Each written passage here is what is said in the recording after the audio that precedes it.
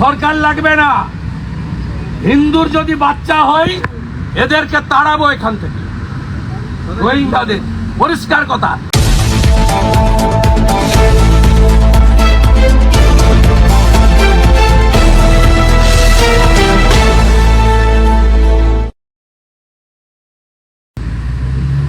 বাংলাদেশের এই যে দেখুন রোহিঙ্গা,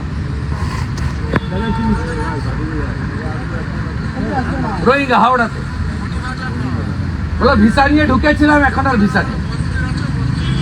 কত রোহিঙ্গা নেবেন?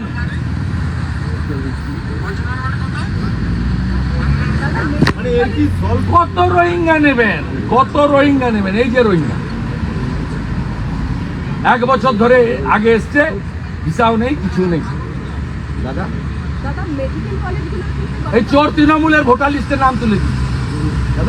তৃণমূলের 2,75,00,000-এর মধ্যে 2 কোটি মুসলমান, আর আমাদের 2,33,27,000-এ সব হিন্দু আর জনজাতিদের। দাদা বাংলাদেশের অস্থির পরিস্থিতি সামাল দিতে কেন্দ্রীয় সরকারের দায়িত্বের কথা মনে করিয়েছেন কালকে মুখ্যমন্ত্রী, কি বলবেন আপনি? আপনার মুখ্যমন্ত্রী আগে এনআরআই মেডিকেল স্ক্যাম সামলান। এনআরআই মেডিকেল স্ক্যাম 600 কোটি টাকায় 17 সাল থেকে মেডিকেলের কোটা বিক্রি হয়েছে। আজকে ইডি 20 জায়গায় রেড চলেছে। এটা আগে সামলান মুখ্যমন্ত্রী। তারপরে এই যে আরেকটা রোহিঙ্গা মেমারিতে থাকে, ডানকুনিতে কাজ করে।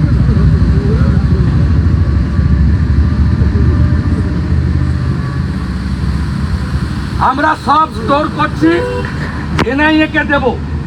আমার গুতাতে এবং সনাতনীদের গর্জনে 1 লক্ষ অবৈধ বাংলাদেশি, বৈধ বাংলাদেশি পালিয়েছে। নিউ মার্কেটের হোটেলগুলো দেখুন, বসা মাছি তাড়াচ্ছে, পালিয়েছে। বাকিটাকেও তাড়াবো, কিচ্ছু করতে হবে না, সরকার লাগবে না।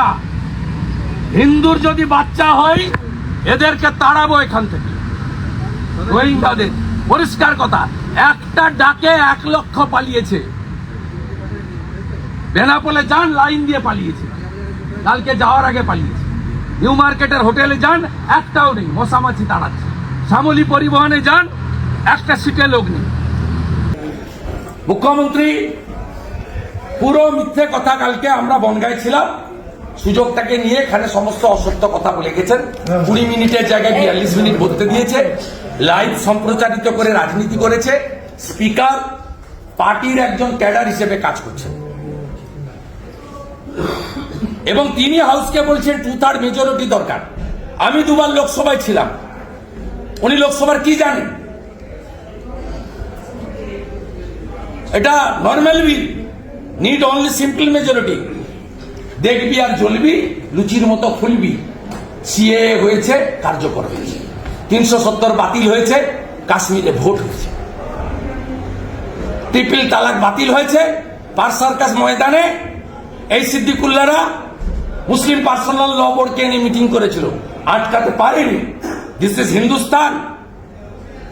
সুকান্ত পাল, অপূর্ব সরকার বলেছে কেরালা, ইউপিতে সনাতনদের কিছু আছে। আমরা ন্যাশনাল অ্যাক্ট দাবি করি।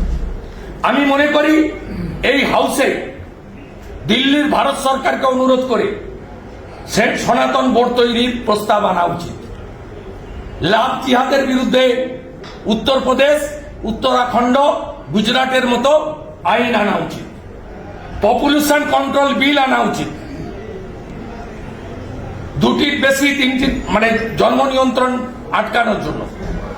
কনভার্সন, ধর্ম পরিবর্তন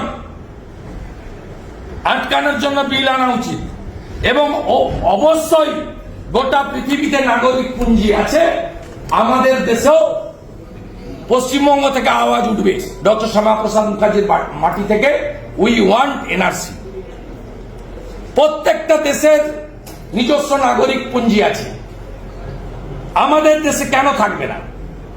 তাহলে এখানে যে রোহিঙ্গাগুলো, যাদের ছবি আমি দুপুরের আগে আপনাদের দেখাচ্ছিলাম, সেই লোকগুলো থাকতে পারবে না? গুলশন কলোনিতে 3,500 ভোটার, 1,98,000 পপুলেশন থাকবে না? এটা হিন্দু মুসলমানের বিষয় নয়, এটা ভারতীয়দের নিজস্ব বিষয়। আমরা এগুলো বলেছি। এরা ওয়েস্টেজ অফ টাইম, এদের কথা কে শুনবে? মুখ্যমন্ত্রী যা বলেছে তার উত্তর আমরা সুন্দর করে দিয়ে দিয়েছি।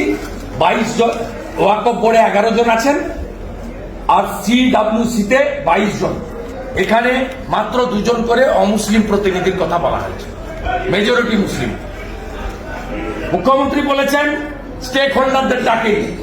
মুখ্যমন্ত্রী সংখ্যালঘু কল্যাণের অতিরিক্ত সচিব জনাব M এনাউর রহমান, সিও জনাব মোহাম্মদ হাসান আলী লখনৌতে 24/7/2023 আর দিল্লিতে 7/11/2023 মিটিং অ্যাটেন্ড করেছেন। 4টের মধ্যে 2টো meeting, no input, no comment in resolution, মিনিটসে কোনো বক্তব্য নেই। বাজার মাতানো আর মুসলমান ভোটকে, এমনিতে তো মোর দ্যান মেজরিটি মুসলিম ভোট পেয়েছেন।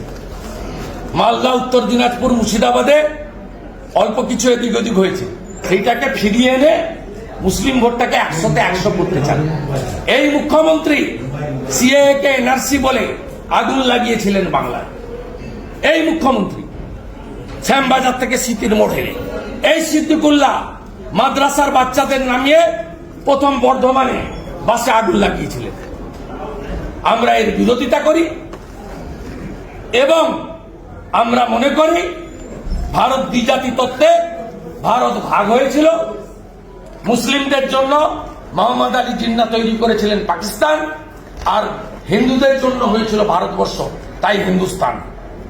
আমরা মনে করি 1947-এর 20 জুন এই বিধানসভা, যার নাম ছিল আইনসভা, ডক্টর শ্যামাপ্রসাদ মুখার্জির নেতৃত্বে, জ্যোতিবাবুদের উপস্থিতিতে 58 জন হিন্দু আইনসভার এমএলএ তারা রেজুলেশন করে পশ্চিমবঙ্গকে ভারতের সঙ্গে রেখেছেন, আর বাকি অংশ পূর্ব পাকিস্তানে গেছে। সেদিনও সিদ্দিকুল্লাহ চৌধুরীর মতো 21 জন মুসলিম আইনসভার এমএলএ ভোট দিয়েছিল পাকিস্তান মুক্তির জন্য। ডক্টর শ্যামাপ্রসাদ মুখার্জিকে প্রণাম করি, জ্যোতিবাবুকে সম্মান করি। তারা যদি সেদিন না করতেন, আজকে বাংলাদেশের মতো আমাদের প্রত্যেকের অবস্থা হতো। মেয়েরা শাখা পলা পড়তে পারছে না, চিন্ময় প্রভু লইয়ার পাচ্ছে না, মাথার সিঁদুর দেওয়া যাচ্ছে না, গলার কণ্ঠি নেই, মাথায় টিকা টিকি শিখা কেটে ফেলতে হচ্ছে, ধুতি পরা বন্ধ করে দিতে হয়েছে।